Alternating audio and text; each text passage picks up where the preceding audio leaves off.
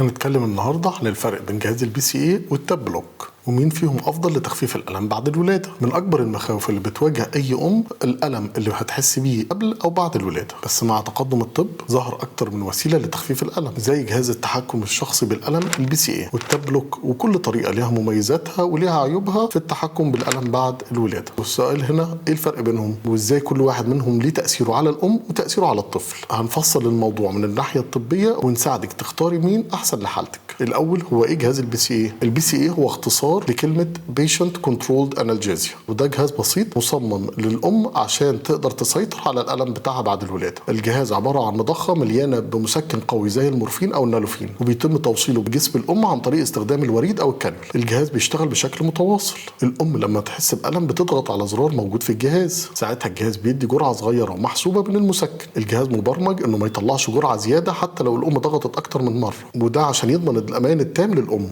ايه مميزاته الطبيه؟ الام هي اللي بتتحكم في تسكين الالم حسب احتياجها بدون ما ترجع لحد معاها. المسكن بيوصل للدم على طول عن طريق الوريد، وده بيخلي مفعوله سريع جدا وبيكون مناسب للولاده الطبيعيه والقيصريه. بالنسبه للتاثير على الام والطفل، بالنسبه للتاثير على الام الجهاز بيريحها نفسيا لانها عارفه ان الالم تحت السيطره طول الوقت، لكن المسكنات القويه زي المورفين والنالوفين ممكن يسببوا دوخه شويه في بعض الحالات. اما بالنسبه للتاثير على الطفل الجرعات المدروسه مفيش منها خطر على الطفل. نيجي بقى للتاب بلوك. التاب بلوك هو نوع من انواع التخدير الموضعي اللي بيتم استخدامها لتخفيف الالم بعد الولاده، خصوصا الولاده القيصريه. ازاي بيشتغل؟ هنا بنحقن مخدر موضعي في جدار البطن، تحديدا حوالين النهايات العصبيه اللي بتنقل الاحساس للجزء السفلي من البطن، وده بيتم تحت السونار عشان نضمن ان المخدر وصل للمكان الصح. اما مميزاته الطبيه انه بيخدر منطقه البطن بالكامل لفتره من 12 ل 24 ساعه، وده بيخلي الام مش حاسه باي الم في منطقه الجرح، وبيقلل من احتياج الام للمسكنات القويه، وبيكون امن جدا وسريع التنفيذ، وغالبا بيتم بعد العمليه القيصريه مباشره.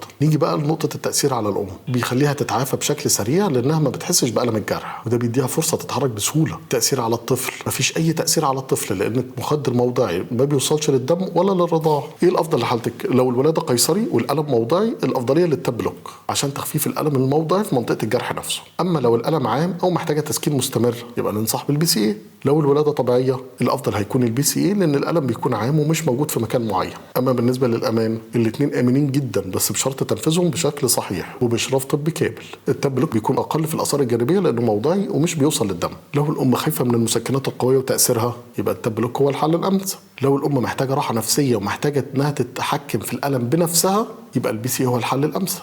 نصيحه لكل ام سواء اخترت البي سي او التاب بلوك، تعرف ان الطبيب بيوفر لك كل الوسائل اللي بتحتاجيها عشان تكوني مرتاحه، وافتكري ان الهدف الاساسي هو انك تتعافي بسهوله وتبداي رحلتك مع طفلك بامان وسعاده.